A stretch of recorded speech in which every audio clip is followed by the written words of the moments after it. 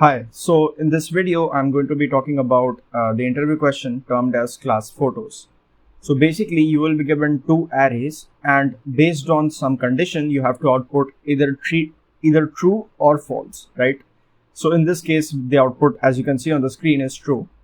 And the space complexity from your end should be big O of 1 or constant space. The time complexity should be big O of n log n, right? So let's get started with the condition or the problem statement and what does it say, right? So we are given two arrays, right? This is the first one. I'll just mark it in blue. This is the first one, red shirts, and the second one, blue shirts. So what is the value actually saying, right? So the values are actually conveying us some information about the student's height, right? So the values are conveying information about the student's height, right? Student's heights. Now, let's see. There is this condition that, so for example, you are a class photographer, right? Or you are a professional photographer, right? And you want to take a photo of the class. And the class is consisting of children or students who are wearing two kinds of shirts, so blue shirts and red shirts, okay? And the values inside of all of these arrays are actually the student's height, right? So as I mentioned here, student's height. So for example, if I talk about the value 8, then it means that the student's height, is 8 and the student's shirt color is red, right? If I talk about 4, then the student's height is 4, then the student's shirt color is blue, and then so on, right? So the condition for you to take a perfect photograph is as following. So you have to arrange the students in a row, and basically they were to arrange the students in two rows, consecutive two rows, and it's going to be as follows. So for example, I'm going to mark it as red. So this is the first row, right? So this is the maybe like first row. Okay, let me just correct it. So this is the first row and this is going to be the second row, right? Let me check if we are on the recording page. Yeah. So in the first row, for example, if I decide in the first row, I want to put students wearing a red t-shirt, right? So that's one student. And also in the problem statement, it will be given by the interviewer, or it will be said by the interviewer that the length of the array, the length of both of these arrays, red shirts and blue shirts, will always be same at any point of a time, okay?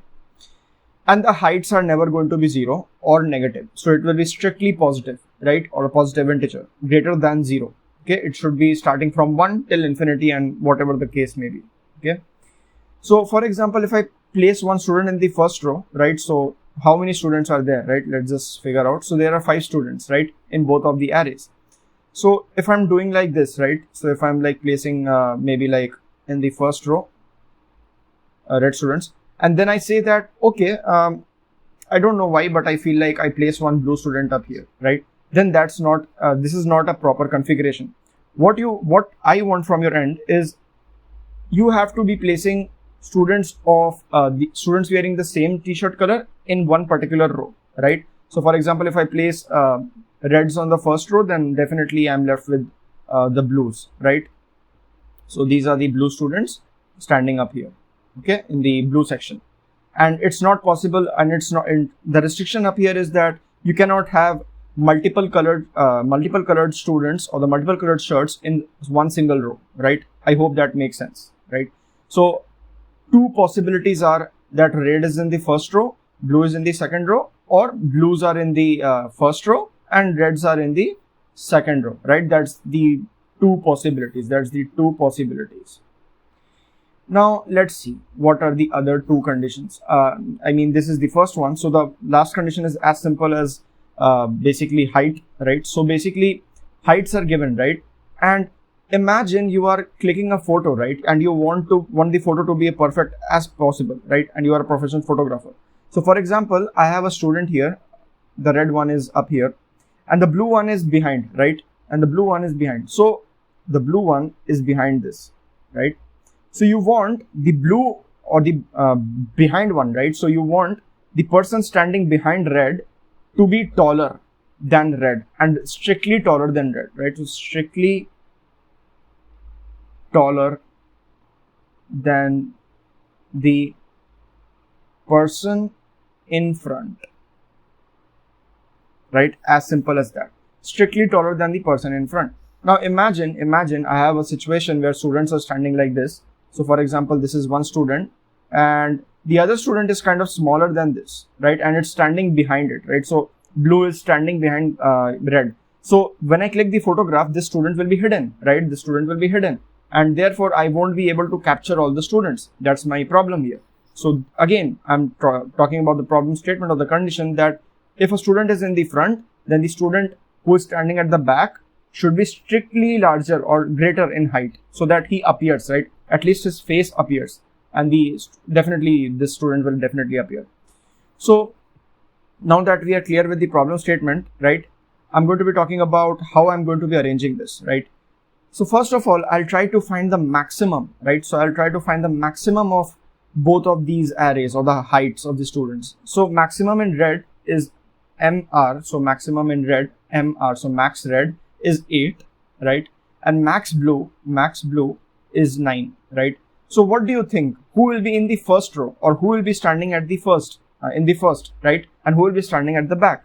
So I know for a fact that 9 is greater and 8 is smaller. So I'll just do this that, for example, 8 is in the red column, right? So I'll just place the red student who has a height of 8 and a blue student who has a height of 9 behind the red one. Okay.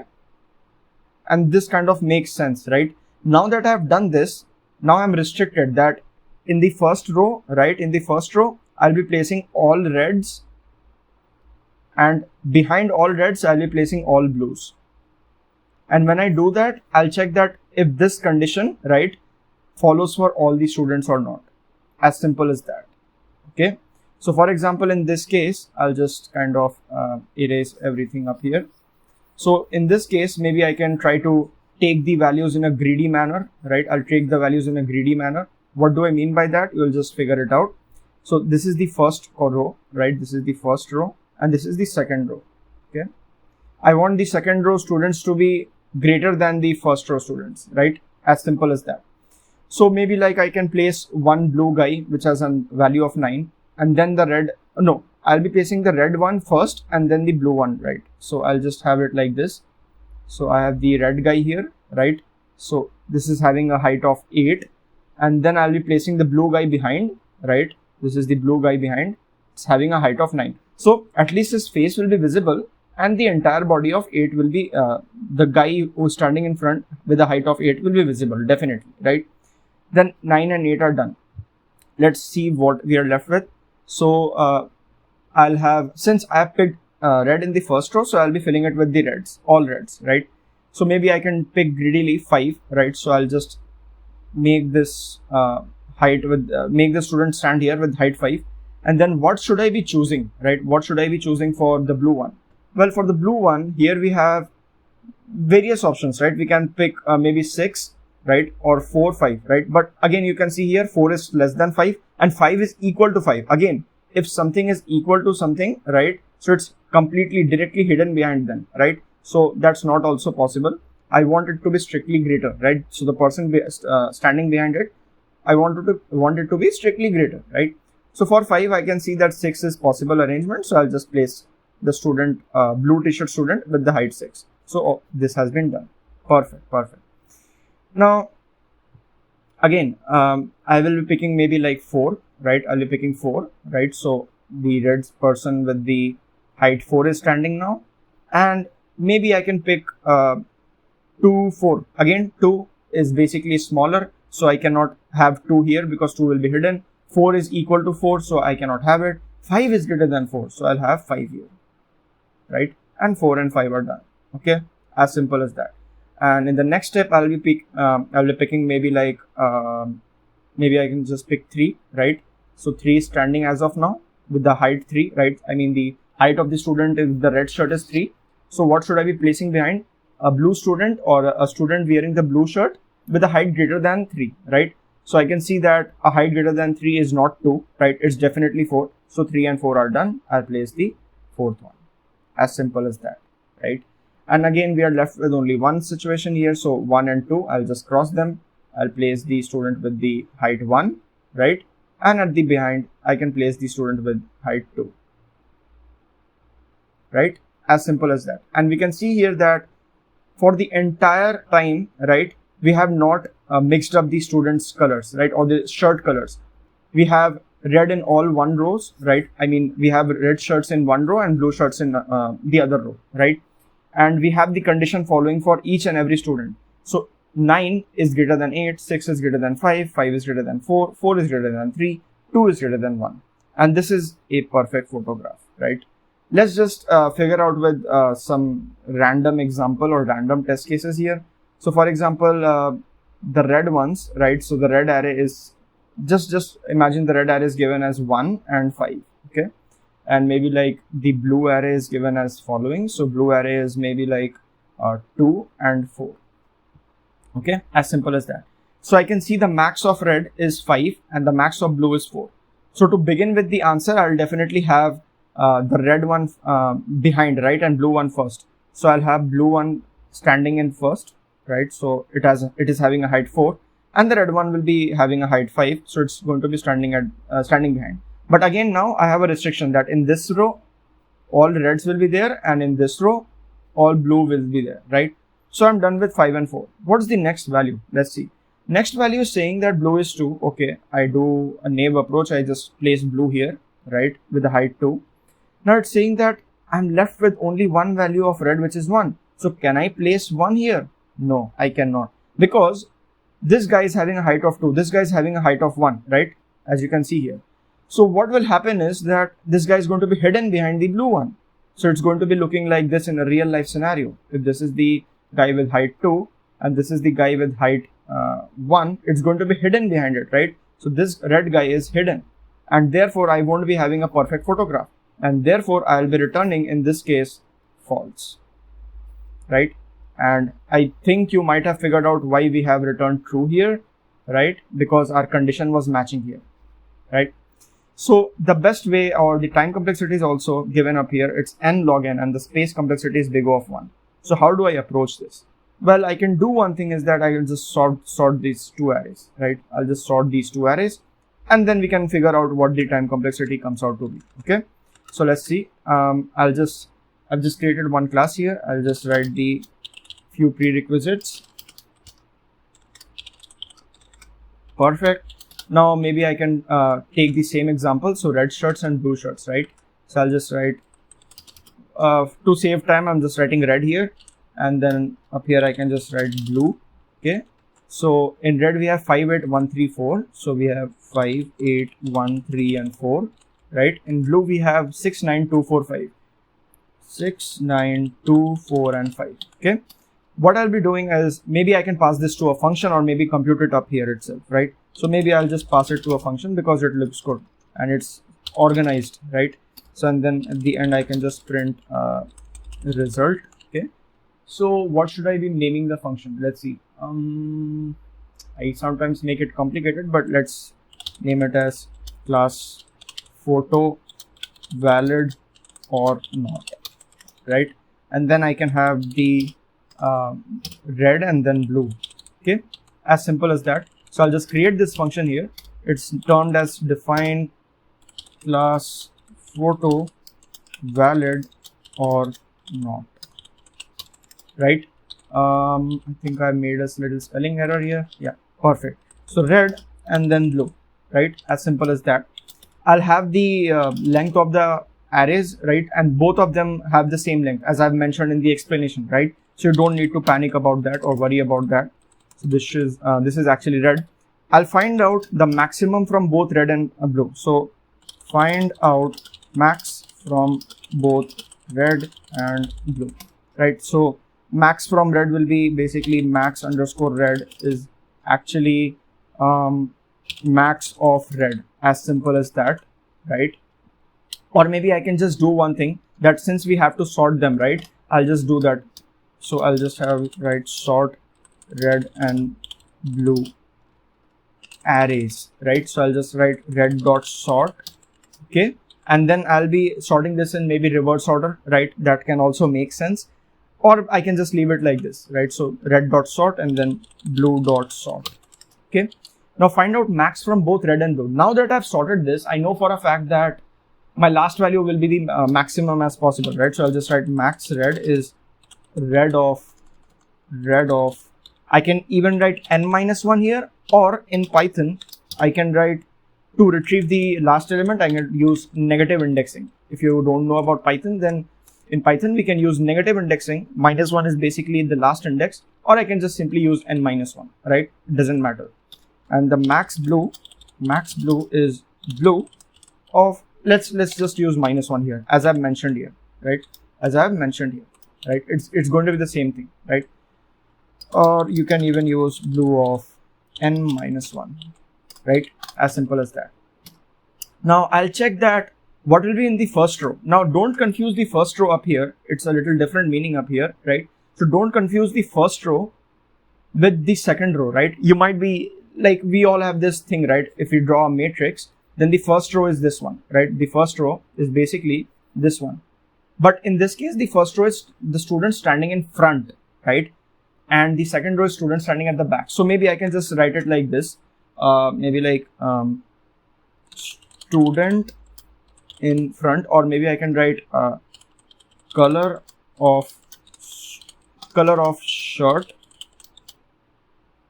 standing, right? Standing in front. Okay, as simple as that. So the color of shirt standing in first will be basically it will be maybe like, I'll just write it as red, right? Or I can simply use R, right? Just for a simple convenience, I'll just use red, right? So color of shirt standing in front will be red if the maximum of red is smaller than the maximum of blue, right? So if max underscore red, okay, my bad. So yeah, I think I'm on the right page. If max of red is less than max of blue, else my value will be blue. Okay, as simple as that. Now in simple terms, what I've done here is this is the code what I'm writing here. Okay, in simple terms. So I'm writing here that if max red is less than max blue, then assign red, right? So assign red to the answer. I mean red to this variable color of shirt standing in front, right? As simple as that. Else I'll be assigning this color blue. Okay, it's as simple as that. So I've just written it in one line, right? It's going to be computing it faster, and even if it doesn't, I don't care, because I'm just writing it in a short form here, right? So basically now that this has been done, color of shirt standing in front has been retrieved, right? So basically if the max red is smaller than the max blue, it means that in this case, right? So in this case, what was the max red? The max red was 8 and the max blue was 9, right? So in this case, our max blue, right, or the max blue, just mark it with yellow, was 9, max red was 8. So in this case, 8 was smaller than 9. That's why in the first row we had red, right? So 8 is smaller than 9. Again up here, if 8 is smaller than 9, then I'll have red, else I'll have blue in the first row. That's why I've written color of shirt standing in front row, or standing in front. As simple as that, right? Now I'll be looping through the array, right? I'll be looping through the maybe like array, whatever the array is, the red and the blue array, and then I'll check for the conditions consecutively. So this is how I'll be proceeding. I'll be simply writing for I in range n because what it's the length of the array. I'll be checking that if the color of shirt standing in front, right, is, I can just simply write it as like red, right? If the color of the shirt standing in front is red, right? Or maybe I can just I feel like I should just do this, yeah. And right, so these are the two conditions. I'm merging them together, and is basically a I think a logical operator, right? Kind of merges two conditions here, right? And both of them, or whatever the conditions are merged together, all of them should be true in order to be true, right? I don't know why I fumbled. So if color of shirt standing in front is red, right, and the red color, right, the red color at the ith index is basically less than, and strictly less than, and not equal to, right? So less than, I'm not writing less than equal to, right? Is red of I is less than, maybe like okay, I'll just maybe try to find a condition where it doesn't satisfy. So if the red of I is greater than equal to the blue of I, which means that the students with the red color are standing in front, and I find out that at any point of a time, the red color shirt is greater than the blue color shirt. In that case, what I'll be doing is I'll be returning false. I'll be returning false. As simple as that, because my condition is violated. Condition is violated, right? Again, I'll check that if color of shirt standing in front is blue, right? So there might be a condition when the color of the shirt is blue, right? And the blue color shirt, right? So now my blue color shirt are standing in front, and I find out that the color of shirt which is blue as of now at any point of a time in the array is greater than equal to the red color shirt's height, right? The student's height. In that case, again, I'll be returning false, right? Again, the condition is violated, right? Now, what I'll be doing is, if none of these conditions satisfy, right? Well, not the for loop, but if none of these conditions satisfy, then definitely it's not going to return false. And at the end of the day, I'll be returning true. Returning true, because all the conditions satisfied, right? As simple as that. Let's kind of try to execute this. So I'll just write Python. What's the name of the file? So it's class photos.py. So it's returning a value of true, and it's as expected from our end, right? So the question was quite simple. And again, up here you can see, I'll also explain a little about the time complexity. So let's try to give the test case which I kind of wrote, right? A very small test case which I wrote. So red is 1, 5, blue is 2 and 4, right? Red is 1, 5 and blue is 2 and 4. I'll just write it here. So red is 1, 5 and blue is 2, 4, right? I'll just save that, and this should be outputting me or result should be false, right? Let's see. So the result is false, and as expected up here as well, my answer was false when I dry ran the code for this input. Okay. Now that we are done with this, let's just try to focus a little on the time complexity part here, right? So what am I doing? What are the really expensive operations I'm doing? Again, the space complexity is big of 1 here, because we are not using or utilizing any additional memory here, right? So red dot sort and blue dot sort. Okay, let's just write it here. So the array red is having n length, blue array is having n length. I'm sorting both of them, and the most optimal sorting algorithm, well, if you don't know already, you should already check this out, that the dot sort function is also is known as tim sort function, right? So this is a function, this is a sorting algorithm or tim sort function, or I can just write tim sort algorithm. You can kind of search this. I've not really read the code from Geeks for Geeks, right? You can kind of refer that, but you should already you should actually check that just for general information, right? It's all known as a tim sort algorithm. So red is kind of taking n log n time complexity, and blue is also taking n log n to get them sorted, right? So that's the time complexity. So the time complexity up here, so time complexity is basically n log n plus n log n plus, why I'm writing plus again, so you can kind of see here that I'm looping through the array once. So that's a big O of n, right? As simple as that. So plus n. Now to be on mathematical terms, this is 2n log n, right? Plus n. Again, n log n is greater than n, and since I'm taking the worst case scenario, so big O of O, so I'll just consider n log n, right? These are the time complexity basics which you should already know at this point of a time, right? So for example, if the time complexity comes out to be n square plus n, right? So we are going to be considering n square, right? So big O of n square. What if the value of, suppose n is 100, right? So 100 square plus 100. 100 square is how much? 100 square is basically be adding 2 more zeros and 100. So is 100 not looking like a small piece of element or a small piece of number in comparison to 100 square? Yes, it is, right? So I'll just give priority to the larger one. So what was the larger one pointing to? 100 square. So that was n square plus n, and I'm just writing big O of n square. just giving the priority to the larger one, right? As simple as that. So I hope the explanation was crystal clear, and maybe we can meet in the next video with another topic. So this was all about the class photos, having time complexities and log n. And again, I'll be uploading the code for all the videos I've made earlier. I have not yet uploaded them. I'll be uploading them to GitHub, and then I'll be trying to share it, right? So thank you for watching the video, and maybe we can meet in the next video.